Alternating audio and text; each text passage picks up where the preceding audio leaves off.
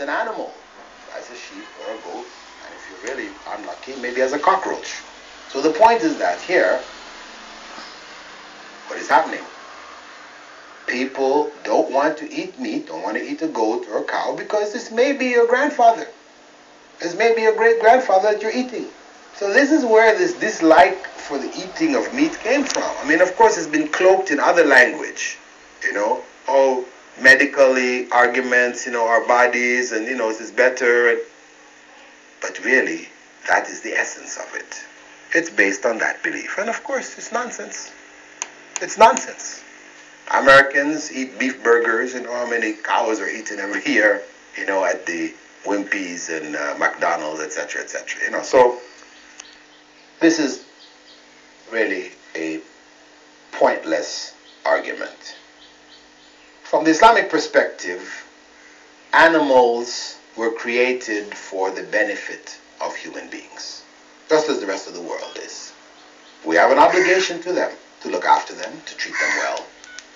In fact, so much so that Prophet Muhammad ﷺ described the circumstance of in time past, to which he said that a woman who was in fact a prostitute from among the Israelites, she came to a well. She went and got herself some water. And then when she came out, she saw a dog, thirsty, dying from thirst. So much so that it was licking the earth, trying to get some moisture out of the earth. She climbed back down in the well, tied her shoe to a scarf, and filled it with water, brought it up, and fed the dog. And out of that act of mercy for that animal, God forgave her sins and put her in paradise. On the other hand, there was another woman who had a cat, which she tied up. And she didn't allow that cat, didn't feed it, and didn't allow it to go and find its own food. And it stayed and starved to death. And due to the evil of that act that she did, God put her in hell, as the Prophet informed his followers. Stressing here the importance of kindness to animals, opposed fundamentally to the cruelty to animals. And his companions had even asked him, he said, is there goodness in animals, in feeding? He said, in every living being there is a chance to earn good deeds, to gain goodness through helping them.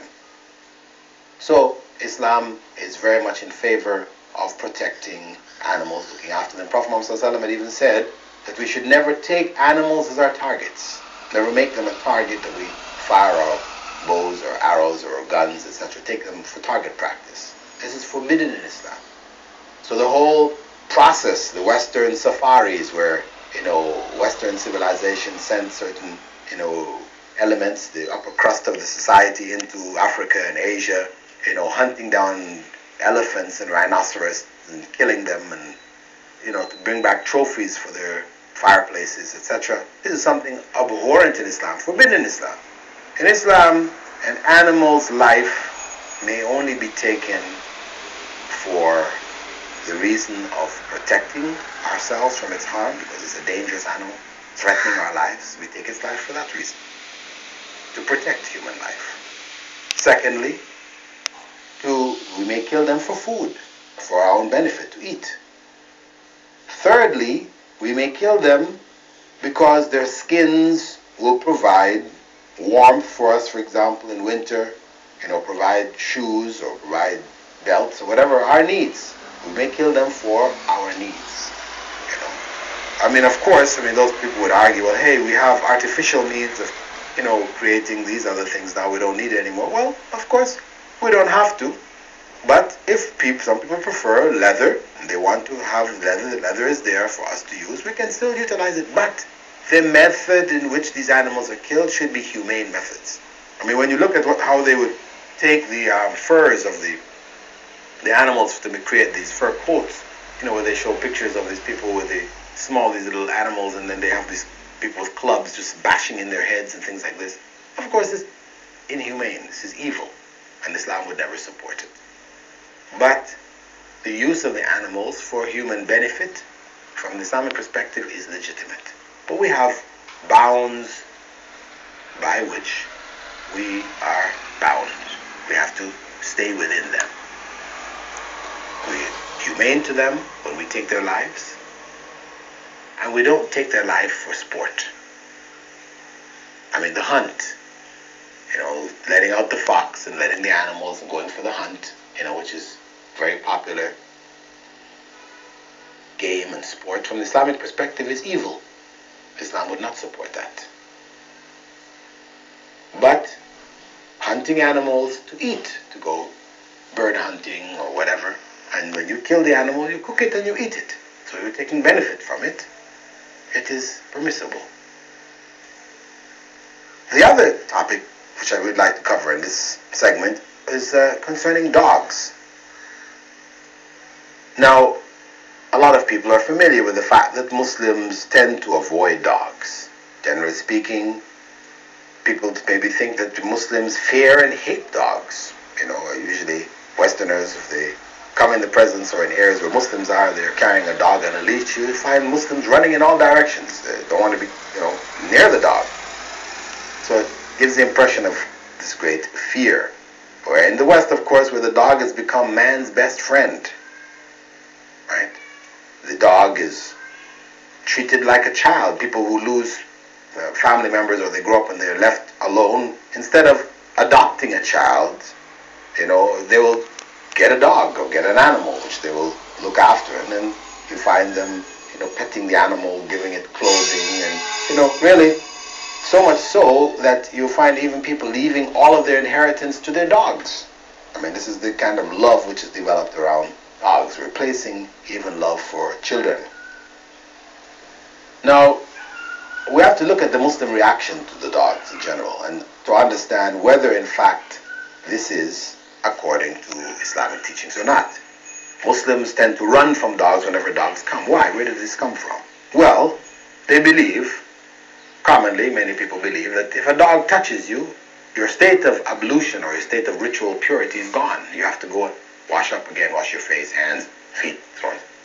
That's their belief. If the dog touches you, or if it licks you, you touch its hair, its body touches you anyway, you are defiled in that sense. Really, however, this is not true. Islamic law does not in fact really teach this. The Prophet ﷺ did say in an authentic hadith that if a dog licks the food or drink from a vessel in which you're drinking, you should pour out its contents, let him finish eating it, and then wash that vessel 7 times, one of which should be with clean earth. Clean it with earth. And one might question, well, why earth?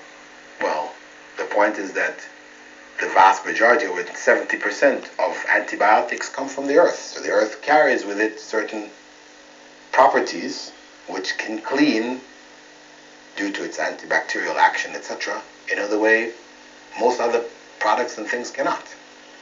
But, and of course, this is a point to mention that, this was something identified over 1,400 years ago. But however, what it's pointing out here is that there's harm in the saliva of the dog. If a person is in that direct contact, there's some harm which is being passed on.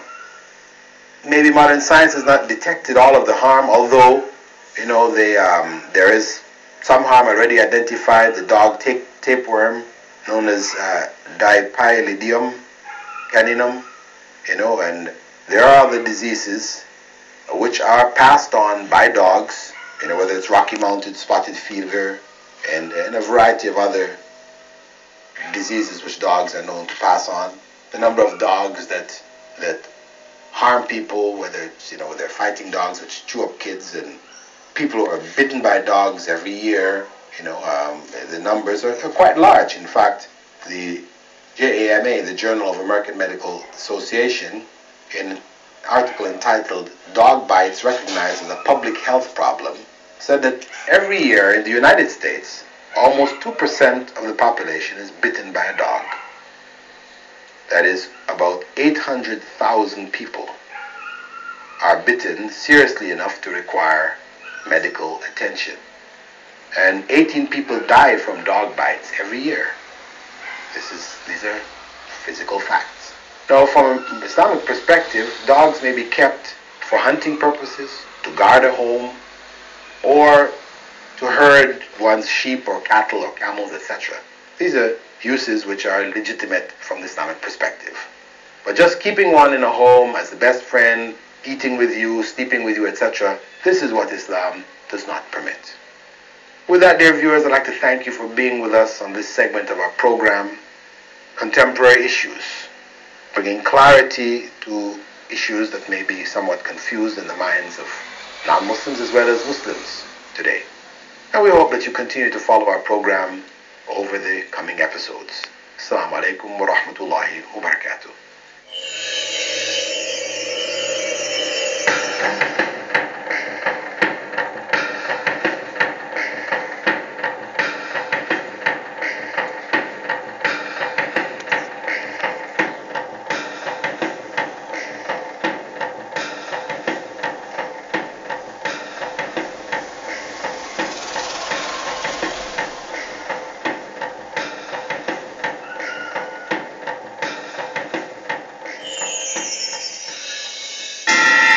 Explore